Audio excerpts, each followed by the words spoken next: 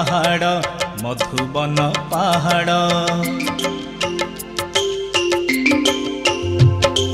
पहाड़ रे पहाड़ मधुबन पहाड़ पहाड़ रे पहाड़ मधुबन पहाड़ कंटार संसार को कलु फुलहार कोकोल रे शिव बाबा नेले अवतार स्नेह रे महकु अछि ए सारा संसार कोटि कोटि धन्यवाद कोटि नमस्कार पहाड़ रे पहाड़ मधुबन पहाड़ पहाड़ रे पहाड़ मधुबन पहाड़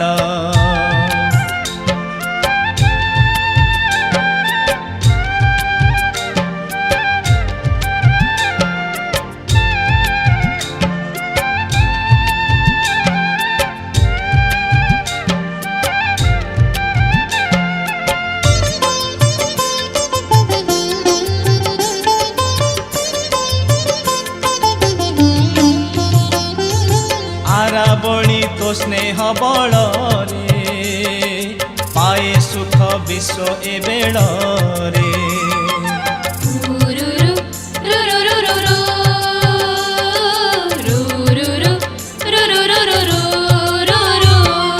बसंत खेले तो अगणा रे शिव बाबा स्नेह सदा झरे पुण्यपीठ महातीर्थ हेलु तू पहाड़ पुण्यपीठ महातीर्थ हेलु तू पहाड़ स्नेह रे महकु अछि ए सारा संसार कोटि कोटि धन्यवाद कोटि नमस्कार पहाड़ रे पहाड़ मधुबन पहाड़ पहाड़ रे पहाड़ मधुबन पहाड़ परमात्माकर ए धारा पृष्ठरे अवतरित लीला भागवतरे पूरा वर्णना है परमात्माकर अवतार परमात्माकर लीला प्रभुर लीलार से लीला बेसी आकर्षण करिछि भक्त मानकु श्रीकृष्णकर मुरलीर स्वनरे गोपी माने जी जहा करुथिले किए पिला मानकु खुओथिले किए लुगा काचुथिले किए दही मंथुथिले किए रोषेई करुथिले किए गाधोथिले जे जहा करुथिले से सबु किसी छाड़ी छोड़िकी शुद्ध बुद्ध भूलिकी पड़े आसुथिले तेबे ए आकर्षण कहार थिला आ समस्त को तो आकर्षित करनथिला कारण अनेक सेमानक भितरे गोपपुर रे थिले जो माने कि आकर्षित ही आसु नथिले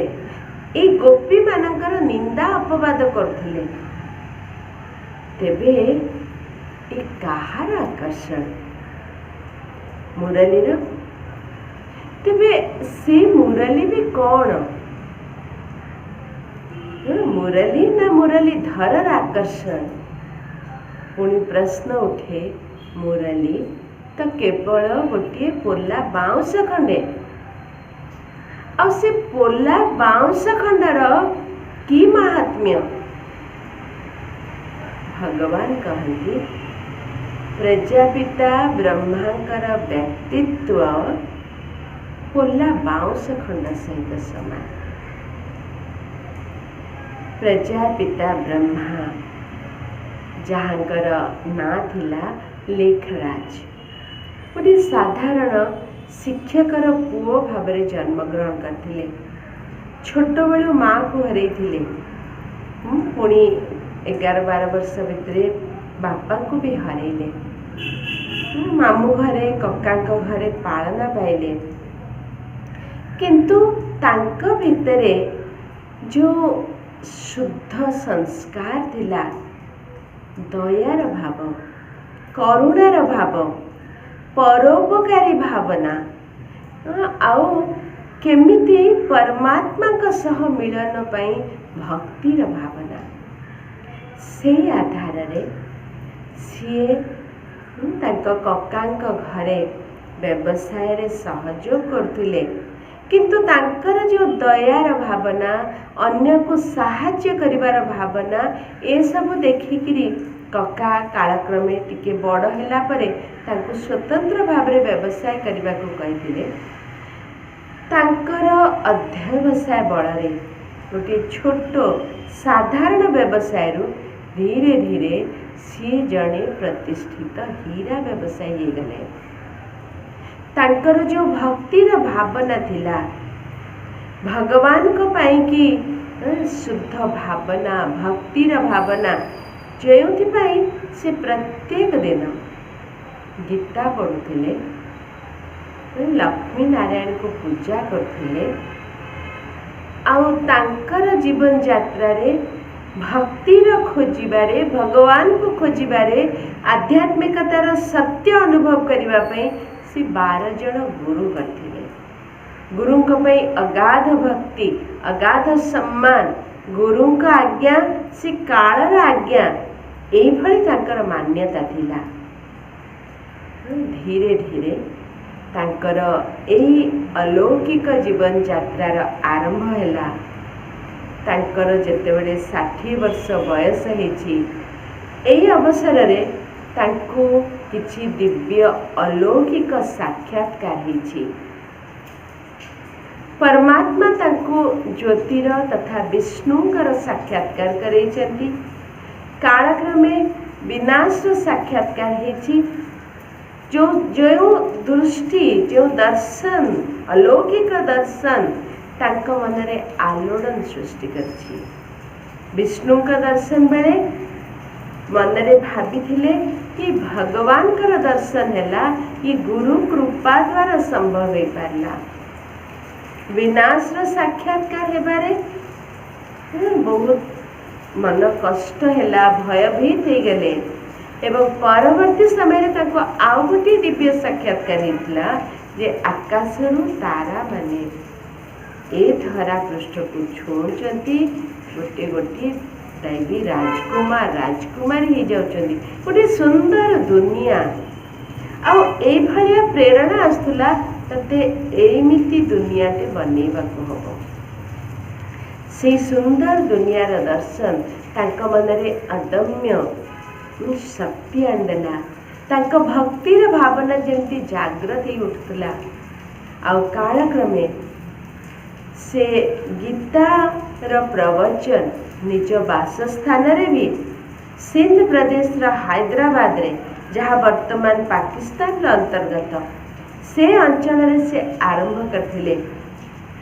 स्वाभाविक भाव में प्रत्येक दिन घरे गीता पाठ हुए कारण दादांकर दिनचर्या एठी हुए आरंभ होथुला। सकाळे गाधी पाधोई सी पूजा करिवे गीता पढ़िवे तापर पानी ग्लास रे पीला पर जेते बड़ कस्टमर आसंतु तांको दर्शन देवे। तेबे एई भितरे गीता पाठ कला बेले तांको सामना रे तांकर स्त्री तांको बड़ बोहू ए मैंने भी शुणती आ समय समय ओडिशा पड़िशा स्त्री लोक माने मध्य आसिकी गीता शुणिबा पई बसी जाते। कारण आमे जानिचे सिंधी माने साधारणतः व्यवसाय करती आ व्यवसाय करबा पई निज स्थानरू से बाहर को चली जाती। मास मास धरी भिन्न भिन्न सहररू विदेशरू अनेक द्रव्य किणिकी आनती पुणी आणिकी ए स्थान रे बिकती ए स्थान जिनस नहीं विदेश रे बिकती। तेणु यही व्यापार रे प्राय सिंधी कम्युनिटीर अनेक पुरुष व्यस्त थांती। तबे घरे थिबा स्त्री लोक माने कारण से अंचल रे दादांकर व्यक्तित्व पई समस्तंकर बहुत सम्मान थिला। एही भितरे से गीता पाठ अनुभव करिबारे अनुभव हेची परमात्मांकर अवतरण। कालक्रमे प्रजापिता ब्रह्मा बाबा अनुभव करचंदी तथा दादा लेखराज अनुभव करचंदी। ये शिक्षा मोर नुह शुणुथुबा भाई भौणी माने मध्य अनुभव करचंदी। ए शिक्षा दादांकर नुह परमात्मा ही महावाक्य। तेबे जो शिक्षार आधार रे आचरण रे विचार रे परिवर्तन अनुभव कले कालक्रमे दादा लेखराज भाविले एइभଳି अलौकिक परिवर्तन वास्तव में आम समाजर संस्कार परिवर्तन करिबारे सहयोग हेबो। आउ एइभଳି आध्यात्मिक शिक्षा संस्कार परिवर्तन पई प्रकृत रे छोट पिला मानक ही दबाकू पड़िबो।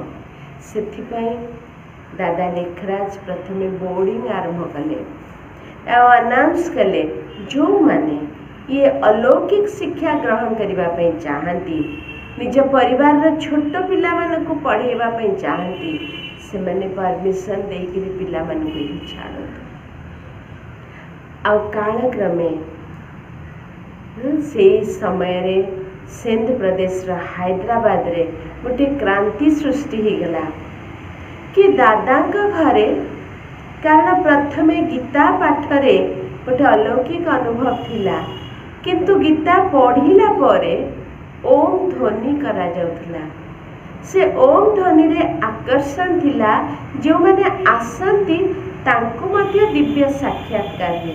काहाकू श्रीकृष्ण कर काहाकू वैकुंठर काहाकू विनाशर आदि आदि दर्शन हवा जोगु तुंड वायद सहस्र कोश तो कई अन्य मानक भी कही उठती दादा घरे भगवान दिशुचंती कारण जो साक्षात्कार हुए दैवी पुरुष देवता श्रीकृष्ण आदिकर जार आकर्षण रे भक्त प्राण समस्ते आगे आसले किंतु किछि समय परे आउ ए प्रकार शिक्षा रे जिते निजर संस्कार परिवर्तन अनुभव कले पिला मानकु पढ़ेबा पे इच्छा कले समाज रे टिके जदियो समस्तंकर भल पाइबा आउ सम्मान थिला दादा लेखराज गो प्रति किंतु ए भितरे संस्कार परिवर्तन र शिक्षा रे किछि एई भली शिक्षा थिला जेमती मद्यपान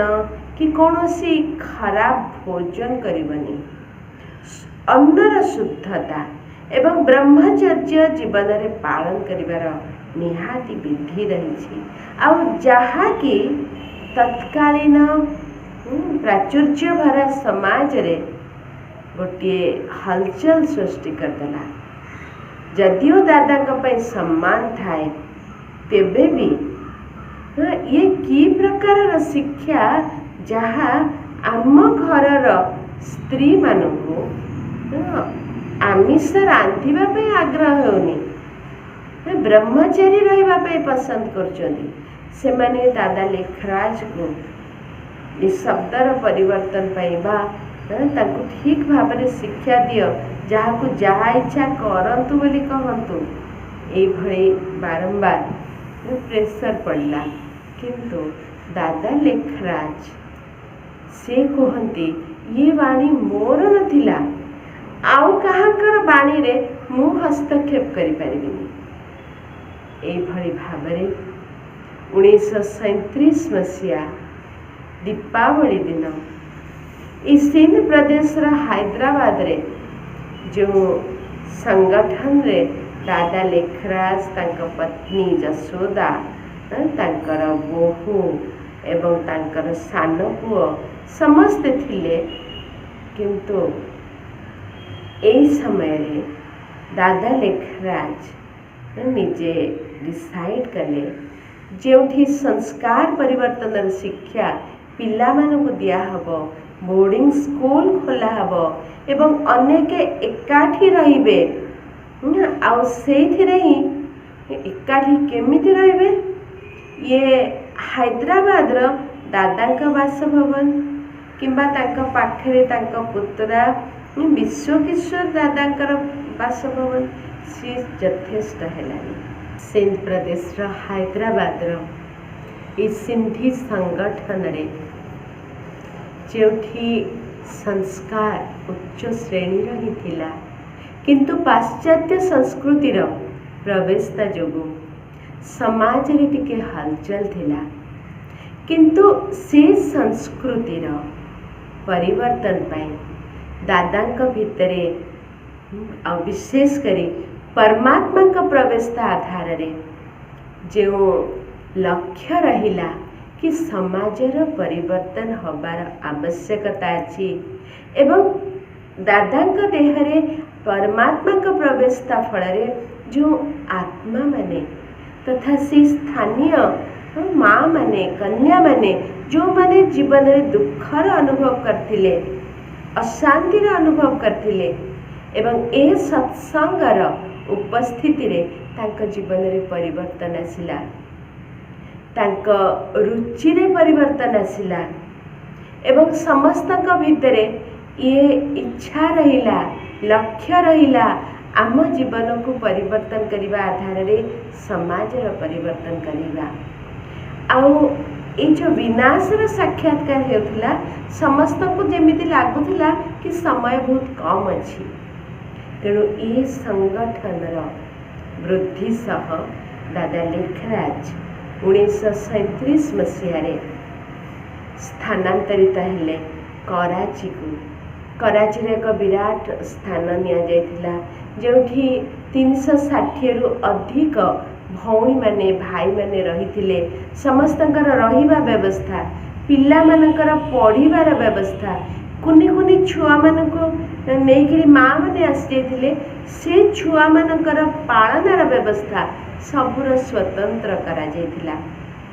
आउ से स्थान रे ही 14 वर्ष 1937 मसीह निरवच्छिन्न भाव तपस्यार कार्यक्रम रहिला एवं ये बड़ संगठनर सबु प्रकार कार्यक्रम रे प्रत्येक अंतेवासी सेमानंकर सबु प्रकार शारीरिक मानसिक बौद्धिक विकासर से माने परिसर पाउथिले समस्ते सबु काम करिवार एक्सपोजर रहउतला 1947 मसीह भारत स्वाधीनता को पाइला एवं सेते बेले भारत एवं पाकिस्तान विभाजन मध्य हैला किंतु से अवसर रे जदिओ अनेक पाकिस्तान रे रहुथुबा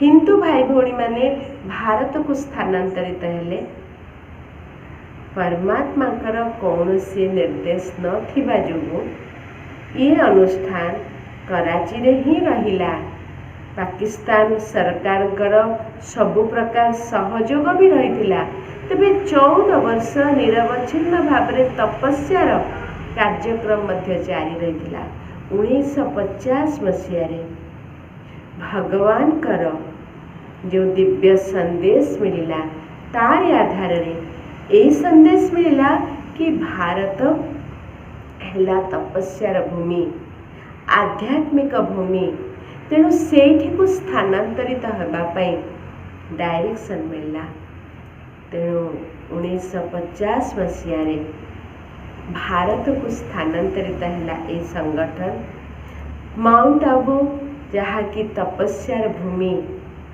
माँ सरस्वती स्मृति रे आर्बुदा देवी सेठी दिव्य बा पूजार पीठ रही अनेक तपस्वी से अंचल से आरावली पर्वतमाला माउंट आबू ठारे ए अनुष्ठान को स्थापित करागला 1950 मसीहा पर ही कालक्रमे भारत रे सेवार कार्यक्रम आरंभ है 1950 रु 1969 मसीहा जाए दादा लेखराज से आरावली पर्वतर शीर्ष स्थान माउंट आबू रे ताकर तपस्या को जारी रखिले एवं ये ब्रह्मा द्वारा पालन पाउथबा जो माने यज्ञ रे बा ये अनुष्ठान रे समर्पित होते समस्त नाम रे अलौकिक नाम परिवर्तन होता दादा लेखराज नाम मध्य प्रजापिता ब्रह्मा होता एवं अन्य मानकर नाम मध्य परिवर्तित होता आउ से आधार रे प्रजापिता ब्रह्मा तांकर तपस्या एवं सेवार भूमि ସେ ମାଉଣ୍ଟ ଆବୁ ରହିଲା ଏବଂ ତାଙ୍କର ପାଳନାରେ ସମସ୍ତ ବ୍ରହ୍ମାବତ୍ସ ଭାରତରେ କିଛି ସ୍ଥାନରେ କାଳକ୍ରମେ ସେବା ପାଇଁ ଗଲେ। ତାଙ୍କର ଯେଉଁ ଭାଇ ଭଉଣୀମାନେ ସମର୍ପିତ ହେଇଥିଲେ ସେଇମାନଙ୍କର ପରିବାରର ସମ୍ବନ୍ଧୀ ସେମାନେ ତାଙ୍କୁ କିଛି ସମୟ ପାଇଁ ନିମନ୍ତ୍ରଣ ଦେଇଥାନ୍ତି କି କ'ଣ ଅଲୌକିକ ଚର୍ଚ୍ଚା ହେଉଛି ଶୁଣିବା ପାଇଁ। କାଳକ୍ରମେ ତାଙ୍କର ଆକର୍ଷଣ ଯୋଗୁଁ ଲକ୍ଷ୍ନୌ, କାନପୁର, ଦିଲ୍ଲୀ ଏବଂ ବମ୍ବେରେ ନୂଆ ଶାଖା ଖୋଲିଲା ଏବଂ କାଳକ୍ରମେ ଏ ଶାଖା ବିସ୍ତାର ମଧ୍ୟ ହେଲା। 1969 ମସିହା ଜାନୁଆରୀ ମାସ 1969 ମସିହା ଜାନୁଆରୀ 18 ତାରିଖରେ ପ୍ରଜାପିତା ବ୍ରହ୍ମା ବାବା ତାଙ୍କ ପାର୍ଥିବ ଶରୀରକୁ ତ୍ୟାଗ କଲେ। ଏହି ଅବସରରେ ମହାନଗରୀ ବମ୍ବେରେ ସେବାରତା ଦାଦି ପ୍ରକାଶମଣି ମାଉଣ୍ଟ ଆବୁରେ ଉପସ୍ଥିତ ଥିଲେ। ସତ୍ୟ ଯେପରି ଏ ସନ୍ଦେଶ ଆଗରୁ ଜଣାଥିଲା, ପ୍ରଜାପିତା ବ୍ରହ୍ମା ବାବା ଏ ଅନୁଷ୍ଠାନର ସମସ୍ତ କର୍ତ୍ତବ୍ୟ ସବୁ ପ୍ରକାରର ତାଙ୍କର ଯେଉଁ ଭିଜନ୍ ଥିଲା ଭବିଷ୍ୟତ ପାଇଁ ତାଙ୍କ ପାଖରେ ବର୍ଣ୍ଣନା କରିଥିଲେ ଏବଂ ଶେଷ ମୁହୂର୍ତ୍ତରେ ତାଙ୍କ ହାତରେ ହାତ ଦେଇ ସତ୍ୟ ଯେମିତି ତାଙ୍କର ଶକ୍ତିକୁ ଦେଇ ବ୍ରହ୍ମା ବାବା ଦେହତ୍ୟାଗ କରିବା ପରେ ଦାଦି ପ୍ରକାଶମଣି 1969 ମସିହାରୁ 2007 ପର୍ଯ୍ୟନ୍ତ ସିଏ ଏ ସେବା କାର୍ଯ୍ୟ ତୁଲେଇଥିଲେ। ଏ ଅନୁଷ୍ଠାନକୁ ପ୍ରଜାପିତା ବ୍ରହ୍ମାଙ୍କର ପାଳନା ଆଧାରରେ ଯେଉଁଠି ସଂସ୍କାରର ପରିବର୍ତ୍ତନ କରାଯାଏ ଏ ଅନୁଷ୍ଠାନକୁ ସେଥିପାଇଁ ଗୋଟିଏ ଯଜ୍ଞ ବୋଲି କୁହାଯାଉଥିଲା। ଯଜ୍ଞରେ ସବୁ ଆହୁତି ଦିଆଯାଏ। ଏ ଯଜ୍ଞ ରାଜସ୍ୱ, ଅଶ୍ୱମେଧ, ଅବିନାଶୀ, ରୁଦ୍ର, ଗୀତା, ଜ୍ଞାନ ଯଜ୍ଞ, ଯେଉଁ ଯଜ୍ଞକୁ ସ୍ୱୟଂ ଭଗବାନ ରୁଦ୍ର ସିଏ ସ୍ଥାପନ କରେଇଛନ୍ତି। ଯେଉଁ ଯଜ୍ଞରେ ରାଜସ୍ୱ ଅର୍ଥାତ୍ ସ୍ୱ ନିଜକୁ ହିଁ ସମର୍ପଣ କରିବାକୁ ହୁଏ, ନିଜକୁ ହିଁ ଆହୁତି ଦେବାକୁ ହୁଏ। ଅଶ୍ୱମେଧ ଏ ଶରୀର ରୂପୀ ଅଶ୍ୱକୁ ଆହୁତି ଦିଆଯାଏ। ତେଣୁ ନିଜ ଭିତରେ ଯେଉଁ ଦେହର ଅଭିମାନରୁ ଜାତ ବିକାର, କାମ, କ୍ରୋଧ, ଲୋଭ, ମୋହ ସେ ସବୁକୁ ଅର୍ପଣ କରି ଦିଆଯାଏ। ତେବେ ଏ ଯଜ୍ଞର ନିରନ୍ତରତା ରହିବାର ଆଧାର ହେଲା ଏ ଯଜ୍ଞରେ ପାଳନା ପାଉଥିବା ଏବଂ ସମସ୍ତେ ଯେତେବେଳେ ଶରୀର, ମନ ଏବଂ ସମସ୍ତ ଧନକୁ ଏ ଯଜ୍ଞରେ ଅର୍ପଣ କରିଦିଅନ୍ତି ସେ ସମୟରେ ଏକ ଅଲୌକିକତାର ଅନୁଭବ ହୁଏ। ତେଣୁ 1969 ମସିହାରୁ ତା ପରଠାରୁ 70 ମସିହା ପରଠାରୁ ବିଦେଶର ଅନେକ ସ୍ଥାନରେ ସେବାର କାର୍ଯ୍ୟକ୍ରମ ବଢ଼ି ଚାଲିଲା। ଆଉ ଆଜି ଏ ଅନୁଷ୍ଠାନ ଏକ ବିରାଟ ବଟବୃକ୍ଷର ରୂପ ନେଇ ବିଶ୍ୱର 140ଟି ଦେଶରେ ହଜାର ହଜାର ଭାଇ ଭଉଣୀଙ୍କର ଜୀବନର ପରିବର୍ତ୍ତନ କରିଛି। ତେବେ ପରମାତ୍ମା ପ୍ରଜାପିତା ବ୍ରହ୍ମାଙ୍କ ଦ୍ୱାରା ତାଙ୍କର ଶରୀରରେ ପ୍ରବେଶ କରି ଯେଉଁ ମହାବାକ୍ୟ ଶୁଣଉଥିଲେ ତାକୁ ହିଁ ମୁରଲୀ କୁହାଯାଏ। ଆଉ ଏ ମୁରଲୀ ବ୍ରହ୍ମାବତ୍ସଙ୍କର ନିତ୍ୟ ପାଠ୍ୟ।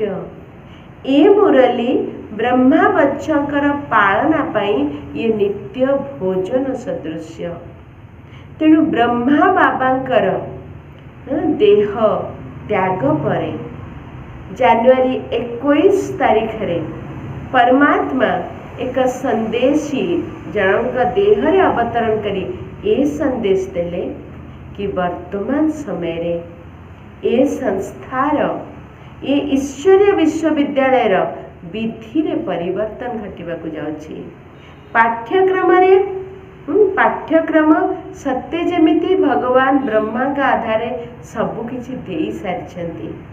ଆଉ ସେ ଶିକ୍ଷାକୁ ଭଗବାନ ଯାହା ଦେଇଛନ୍ତି ଦେଇ ସାରିଲେ ब्रह्मा बाबा देहावसान पर एबे से शिक्षा को आम रिविजन करवा आउ रिविजन करने सहित ब्रह्मा वत्संकर आग्रह क्रमे कौन आम प्रभु सहित मिलन मन पारानी भगवान ए स्वीकृति देदेले कि हाँ भगवान का सहित मिलनर अनुभव करवा किंतु विधिर परिवर्तन हो ठारू विधिर परिवर्तन होछि एवं ए पर्यंत आमे समस्ते बहुत भाग्यवान से निराकार परमात्मा साकार रे आसिकरी परमात्मा सानिध्यर अनुभव कराती आउ एबे निराकार परमात्मा एवं प्रजापिता ब्रह्मांकर सूक्ष्म आत्मा उभयंकर उपस्थिति कि साकार मनुष्य लोकरे आमे अनुभव करुछे एवं परमात्मा ब्रह्मांक द्वारा जो शिक्षा देथिले जहाँ को मुरली कहा जाए एवं से मुरलीर भोजन को स्वीकार करुथुबा ए ईश्वरीय विश्वविद्यालय पाठ्यक्रम संबंध में आम आसंता काली शुणा एबे चलतु ज्ञानर सागर परमात्मा अगाध ज्ञानर शीतलता को नहीं आम पाखे उपस्थित होती अनुभव करवा परम ज्योति परमात्मा ज्ञानर सागर ज्ञानर लहरीर शीतलता स्वयं भगवान मो पाखक आसी तांको परिचय देछंती मो परिचय देछंती ए देहर मस्तक स्थित मो सूक्ष्माति सूक्ष्म ज्योतिबिंदु आत्मा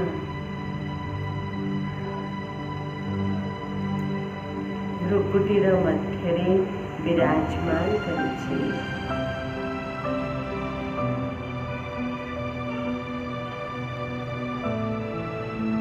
मु परमात्मा इशारा ए देहरूपी वस्त्र स्वतंत्र है फेरी जाउछि मो घर को परमात्मा का साथी रही मोर अर्पित मन एवं बुद्धि आधार मो घर परम धाम में पहुंच जाइछि परमात्मा सानिध्यर अनुभूति मोर जन्म जन्मांतर भोक को सत्यवा मेंटे दूची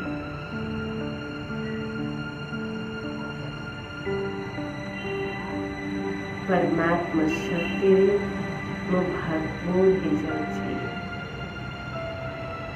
मु 5000 वर्ष पर मो घर को फेरी आसी मो घरे मोर ज्ञान दाता भाग्य विधाता बुद्धिदाता से ज्ञानर सूर्य जहाँकर प्रकाशर जहाँकर किरणर स्पर्श मोर अनेक जन्मर संस्कार को नष्ट कर दूची मु परमात्मा सानिध्यर अनुभव करुवा भाग्यशाली आत्मा परम पवित्र आत्मा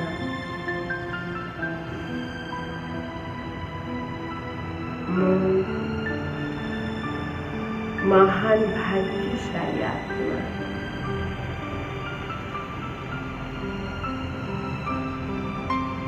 परमात्मा आशीर्वाद रूपे ये पवित्रतार शक्ति आ जन्म जन्मांतर श्रेष्ठ भाग्य को धारण करी परमात्मा किरण रूपी कोणरू धीरे धीरे अवतरण करुछि। मु आत्मा परमात्मा किरणर आशीर्वाद को अनुभव करुवा मु ए देहर भृकुटिरे स्थित महान भाग्यशाली आत्मा। ओम शांति।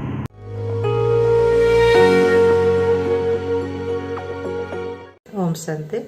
मु बीके ममता सिमिलुडा सेंटर कहूचे। मु 2007 डिसेम्बर 23 तारिख रे बाबा परिचय पाइले। सिमिलुडा सेंटर मुख्य संचालिका बीके सावित्री भौणी मत 7 डेज कोर्स करते बाबा परिचय देते। बाबा मोर लौकिक घर जाजपुर सोनाडा कोरापुटे रोज। बाबा प्रति मोर निश्चय बुद्धि अटल विश्वास बीके सावित्री भौणी पालना आउ तांकर शिक्षा आधार मो प्रेरणा आधार मु आज ये जगह पहुँची।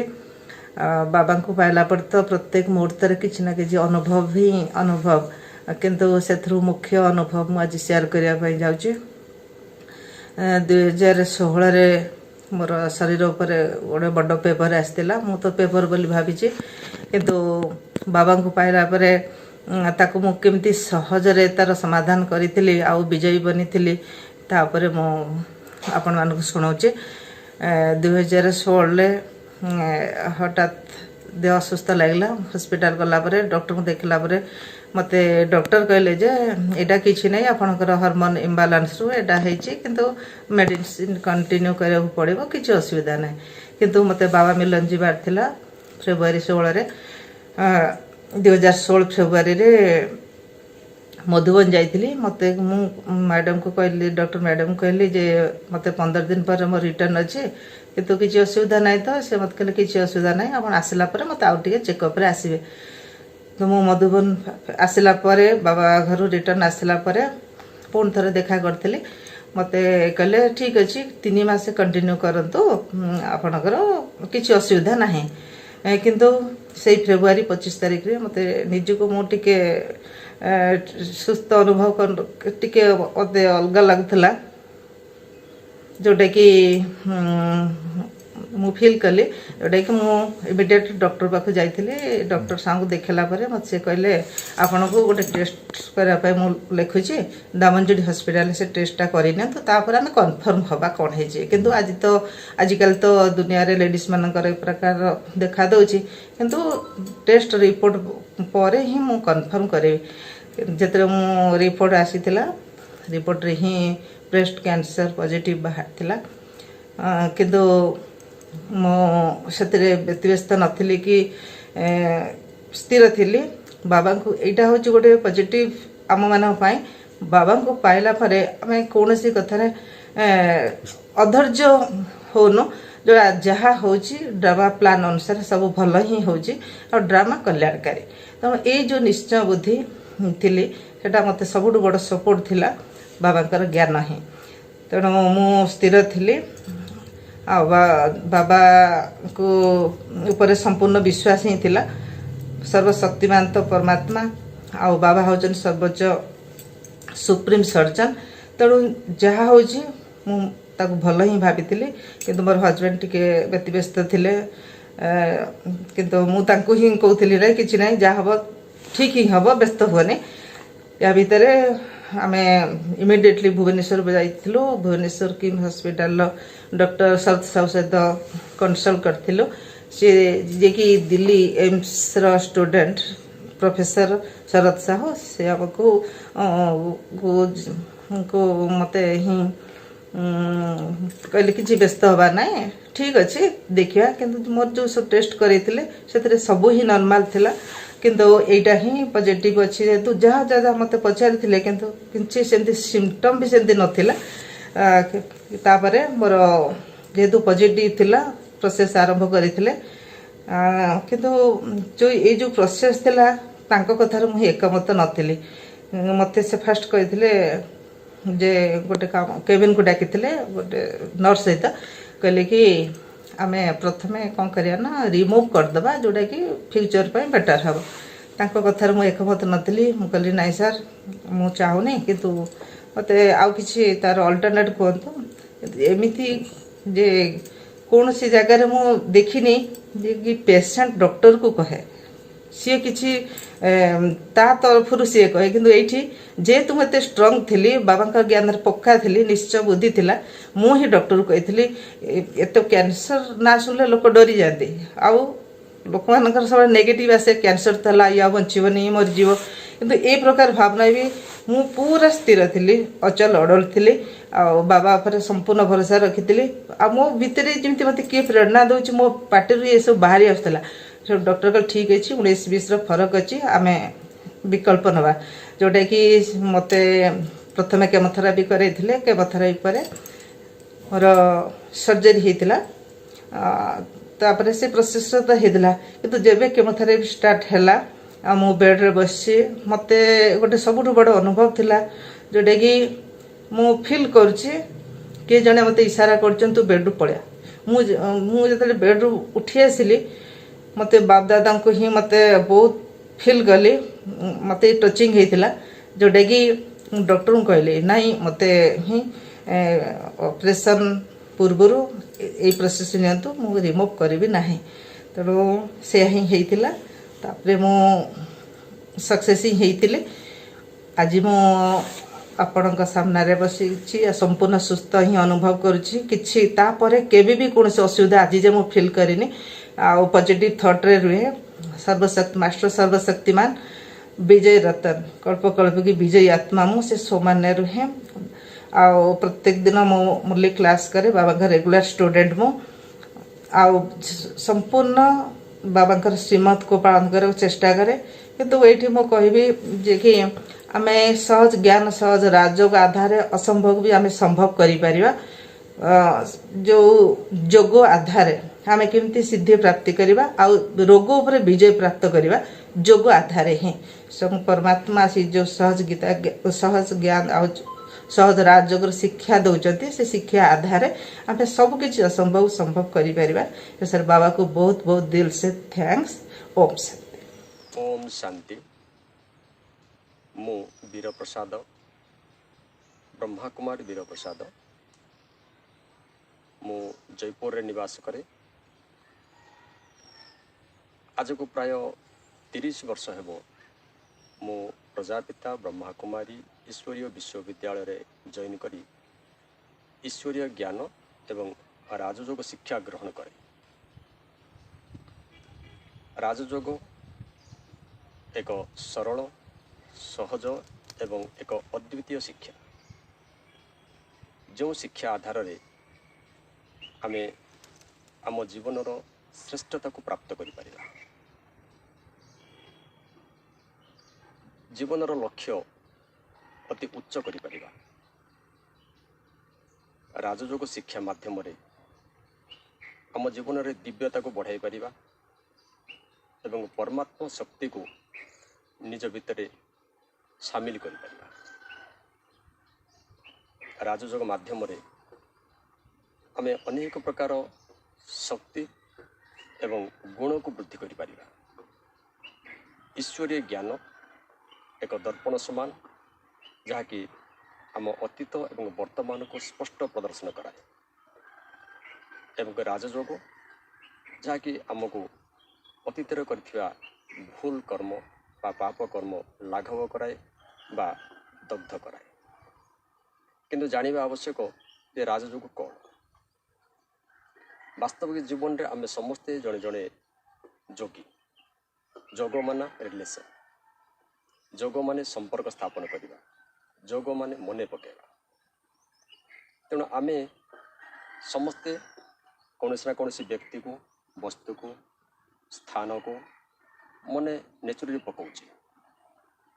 किंतु राजयोग आमको शिखाए जे निजर वास्तविक परिचय कौन ताको चिन्हिबा एवं परमपिता परमात्मा जे कि निराकार जे कि ज्योति बिंदु स्वरूप तांकर सहित ପ୍ରକୃତ ପରିଚୟ ପ୍ରାପ୍ତ କରି ତାଙ୍କ ସହ ମନୋଯୋଗ ରଖିବା, ମନ ଏବଂ ବୁଦ୍ଧିକୁ ତାଙ୍କ ସହ ସାମିଲ କରିବା। ଏବଂ ରାଜଯୋଗ ଏଭଳି ଏକ ଯୋଗ ସାଧନା ଯାହାକି ଆମ ଜୀବନରେ ଆସୁଥିବା ଅନେକ ସମସ୍ୟାକୁ ସାମ୍ନା କରିବା ପାଇଁ, ସମସ୍ୟାର ସମାଧାନ କରିବା ପାଇଁ, ପରିସ୍ଥିତିକୁ ସାମ୍ନା କରିବା ପାଇଁ ଆମ ଭିତରେ ଏକ ପରମାତ୍ମ ଶକ୍ତିକୁ ଜାଗୃତ କରାଏ। ଏଣୁ ରାଜଯୋଗ ଆମ ସମସ୍ତଙ୍କ ଜୀବନର ମୂଳ ଅଙ୍ଗ, ଯାହାଠୁ ଆମେ ସମସ୍ତେ ଦୂରେଇ ରହିଛେ। ମନେ ପଡ଼େ ଯେତେବେଳେ ମୁଁ ହାଇସ୍କୁଲରେ ପଢ଼ୁଥିଲି ବା ବର୍ତ୍ତମାନ ଯେଉଁମାନେ ମଧ୍ୟ ସ୍କୁଲରେ ପାଠ ପଢ଼ୁଛନ୍ତି, ସମସ୍ତେ ପ୍ରାର୍ଥନା ମାଧ୍ୟମରେ ଆମେ ଭଗବାନଙ୍କ ଉଦ୍ଦେଶ୍ୟରେ କହୁଥିଲେ, आहे दयामय विश्व बिहारी घेन दया बही मोर गुहारी जल स्थल वन गिरी आकाश तुम्भ लीला सबुठारे प्रकाश तुमे शुभ बुद्धि परा शिखाओ तुमे भल बाट परा देखाओ मोर काम को कराओ सरस मोर मुखे दियो चिर हरस। एभली भावरे आमे भगवान को मने पकाउथिले प्रार्थना माध्यम। किंतु मु जेतेबेले एई राजयोग शिक्षा ग्रहण करिबारे आरंभ कली, मोर हृदबोध हैला जे प्रकृति से विश्व बिहारी किए, से दयामय किए, सत्बुद्धिदाता किए, भल बाट किए देखाती एवं को आधार देखाती जद्वारा कि आम जीवन सदा सरस सुंदर एवं श्रेष्ठ हो पार। एणु ए राजयोग एभली एक माध्यम जहाँकि प्रत्येक मनुष्य को अति श्रेष्ठ स्थान रे शीर्ष स्थान रे पहुँचाए। आध्यात्मिक दृष्टिकोण एवं चरित्र निर्माण दृष्टिकोण सर्वश्रेष्ठ स्थान रे पहुँचाए। आमे एमिति साधारणतः भक्ति मार्ग रे भगवान को मने पकेया पे विभिन्न प्रकार पूजा अर्चना बा प्रार्थना स्तुति होम यज्ञ आदि करि आसुथिलु। किंतु जहाँ माध्यम रे आम जीवन रे प्रकृत परिवर्तन आसिया कथा सेतिक परिवर्तन आमे प्राप्त करि पारिने, परिवर्तन आमे करि पारिने। किंतु राजयोग जहाँकि आत्मा सह परमात्मार मिलन कराए एवं परमात्मा शक्ति को प्राप्त करिवार एक श्रेष्ठ माध्यम, से परमात्मा शक्ति आधार रे आम जीवन संस्कार परिवर्तन हुए एवं जीवन को श्रेष्ठ स्थान रे पहुँचेबार सहायक हुए। राजयोग अर्थात निजको आत्मा मने करी परमात्मा को मने पकेगा, ये हूँ सरल विधि एवं ये हूँ सर्वश्रेष्ठ शिक्षा। एमती तो देखा जाए आम प्रत्येक दिन भगवान को पूजा करुचे, किंतु भगवान को सत्य परिचय कौन जानी से पिता परमात्मा जे कि परमधाम निवासी जे कि ज्योतिबिंदु स्वरूप तांको मने पकेवा द्वारा आम जीवन रे आम आत्मा रे अनेक सद्गुण विकसित हुए एवं आध्यात्मिक शक्ति बा परमात्मा शक्ति आम भितर वृद्धि पाए, जद्वारा कि आम दैनंदिन जीवन रे आम विभिन्न प्रकार करुवा कुकर्मर निजको वंचित करि परिबा, श्रेष्ठ कर्म करिवार आम सतमार्ग पाई परिबा, जद्वारा कि आमर आगामी जन्म गुड़ाक आगामी जीवनटा आमर सुखमय हो पार। पूजा पाठ करिवार एवं भगवान को डाकिवार यही मत लक्ष्य जे आम जीवन केमती सुखमय हो, आम परिवार मंगल हो, आम से उद्देश्य करुचे। किंतु देखा जाउची जे दिन को दिन आम भीतर जते पूजा अर्चना होम यज्ञ कले मध्य आम जीवन जो परिवर्तन आसवा कथा, समाज जो मंगल हवा कथा आम से परिलक्षित कर पार। एणु बर्तमान परमपिता परमात्मा निराकार शिव बाबा आसी आम समस्त को जो ईश्वर ज्ञान एवं राजयोग शिक्षा दौरान से शिक्षा आम समस्त एकमात्र आवश्यक एवं यही शिक्षा ही आमको जीवन श्रेष्ठतार पहुँचाई पार, समाज सबु दिगर उन्नति कर पार।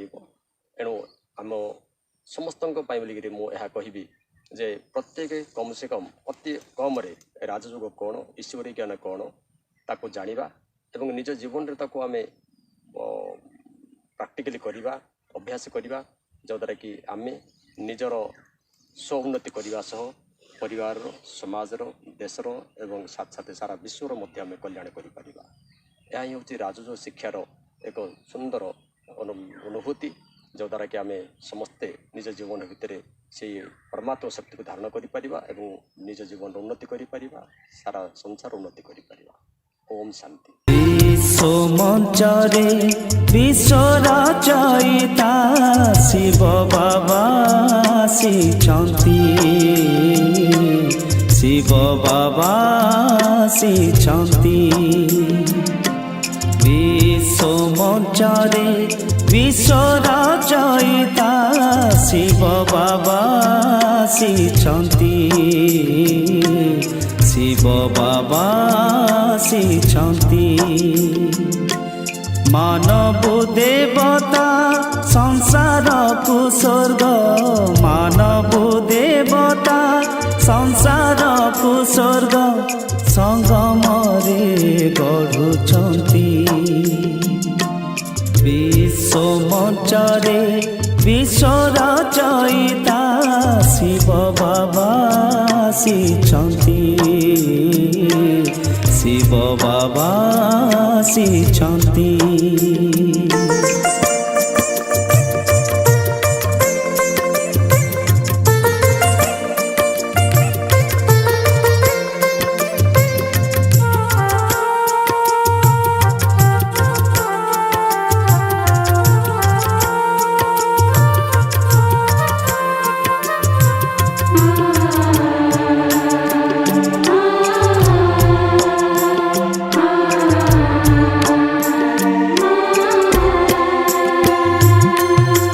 परम पिता परम सद्गुरु से परम शिक्षक